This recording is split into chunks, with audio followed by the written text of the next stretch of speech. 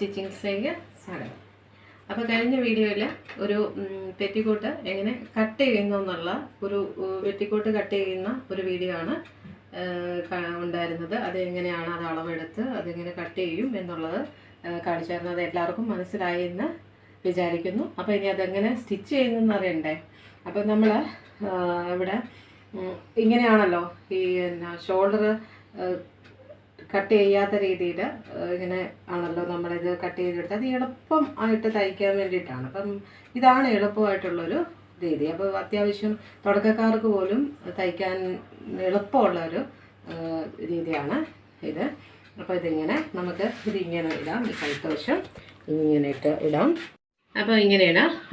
ഇങ്ങനെ ഇട്ടിട്ട് നമ്മൾ ഇങ്ങനെ ഒരു 1/4 ഇഞ്ച് ഇങ്ങനെ ഒന്ന് മടക്കി കൊടുത്തിട്ട് പിന്നെ ഒന്നുകൂടെ നമുക്കിത് മടക്കി കൊടുക്കാം. മടക്കി കൊടുത്തിട്ട് നമുക്കിത് ഇങ്ങനെ ഒന്ന് സ്റ്റിച്ച് ചെയ്തെടുക്കാം. ഇങ്ങനെ റൗണ്ടിൽ സ്റ്റിച്ച് ചെയ്തെടുക്കാം.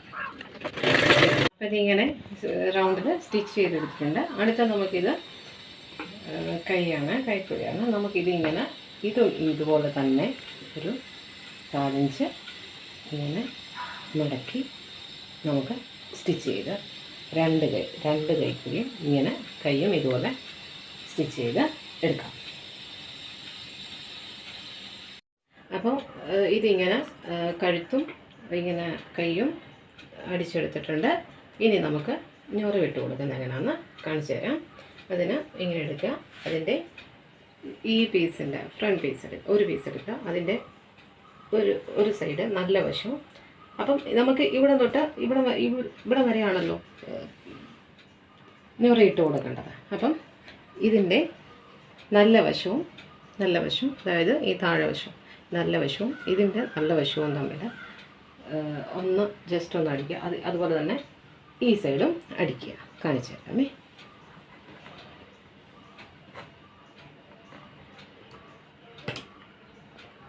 അത് മനസ്സിലാകാൻ വേണ്ടിയിട്ടാണ്. പെട്ടെന്ന് ഇങ്ങനെ ഞൊറി കറക്റ്റായിട്ട് കിട്ടാൻ വേണ്ടിയിട്ടാണ് അതങ്ങനെ കാണിച്ചു തരുന്നത്.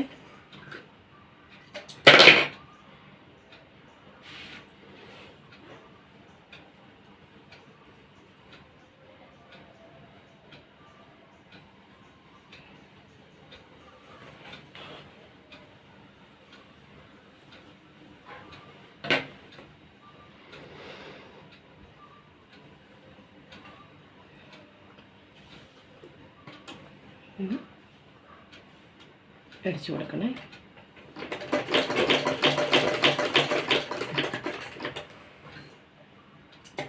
അപ്പോൾ മനസ്സിലാവുമല്ലോ.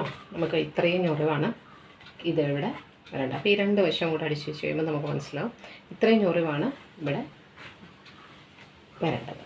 അപ്പോൾ ഇങ്ങനെ ഇട്ട് കൊടുക്കുന്നതെന്ന് വെച്ചാൽ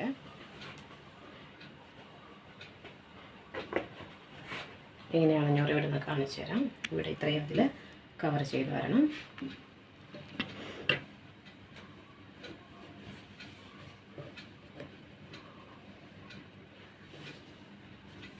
ഇങ്ങനെ നമ്മൾ ചെറിയ ഞൊറികൾ ഇട്ട് കൊടുക്കുക.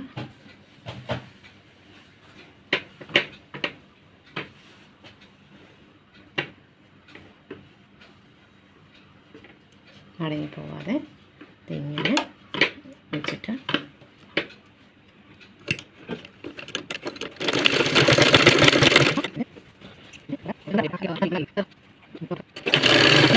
അല്ലാതെ ചിലപ്പം ഞൊറി വിട്ട് കൊടുത്താൽ ചിലപ്പം ഇവിടെ ഇതിങ്ങനെ കറക്റ്റ് ആവാതെ വരും. അതുകൊണ്ടാണ് ഇതിങ്ങനെ എളുപ്പമുള്ള രീതിയിൽ, ഏറ്റവും എളുപ്പമായിട്ടുള്ള രീതിയിൽ ആണ് ഇത് പഠിപ്പിച്ചു തരുന്നത്. എന്തെങ്കിലും സംശയം ഉണ്ടെങ്കിൽ ചോദിച്ചാൽ അത് പറഞ്ഞു തരുന്നതായിരിക്കും. അങ്ങനെ ഇതുപോലെ തന്നെ അപ്പുറത്തെ വശവും നമുക്ക് 2 സൈഡും ഇതുപോലെ ഞൊറി വിട്ട് എടുക്കാം. നമ്മൾ കഴുത്ത് അടിച്ചു, കൈ അടിച്ചു, പിന്നെ നമ്മൾ ഫ്രില്ല് നമ്മൾ വെച്ചു. ഫ്രില്ല് കറക്റ്റായിട്ട് വെച്ച് കൊടുത്തു.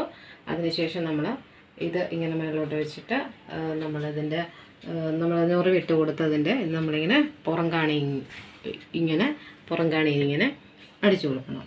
ഇങ്ങനെ പുറം കാണി അടിച്ചു കൊടുക്കണം. കാരണം ഈ നമ്മൾ ഫ്രില്ലിട്ട് ഈ തയ്യൽ വിട്ട് പോകാതിരിക്കാൻ വേണ്ടിയിട്ടാണ് ഇതുപോലെ ഇങ്ങനെ പുറം കാണി അടിച്ച് അത് 2 സൈഡിലും കൊടുക്കണം. ഇനി നമുക്കിത് ജോയിൻ ചെയ്യാം.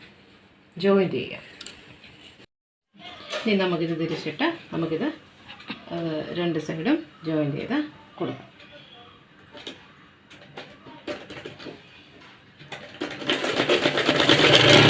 ഇങ്ങനെ ജോയിൻ ചെയ്തിട്ടുണ്ട് രണ്ട് സൈഡും. അതിന് ശേഷം നമുക്ക് ഇത് അടിവശം മടക്കി കൊടുക്കാം. ആദ്യം ഇങ്ങനെ ഒന്ന് ഒരു 1/2 ഇഞ്ച് ഇങ്ങനെ മടക്കി കൊടുക്കുക. അത് ഒന്നുകൂടെ മടക്കി കൊടുക്കുക. കാണാൻ പറ്റുന്നുണ്ടല്ലോ അല്ലേ? ഒന്നുകൂടെ മടക്കി കൊടുക്കുക. എന്നിട്ട് ഇതിങ്ങനെ ചുറ്റിലും റൗണ്ടിൽ ഇങ്ങനെ മടക്കി സ്റ്റിച്ച് ചെയ്തെടുക്കുക, തയ്ച്ചെടുക്കുക.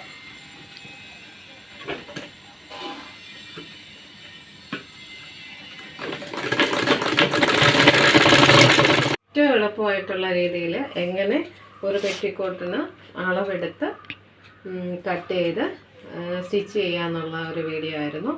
അതെല്ലാവർക്കും ഇഷ്ടപ്പെട്ടു അല്ലെങ്കിൽ മനസ്സിലായി എന്ന് വിചാരിക്കുന്നു. എന്തെങ്കിലും സംശയം ഉണ്ടെങ്കിൽ ചോദിച്ചാൽ അത് പറഞ്ഞു തരുന്നതായിരിക്കും.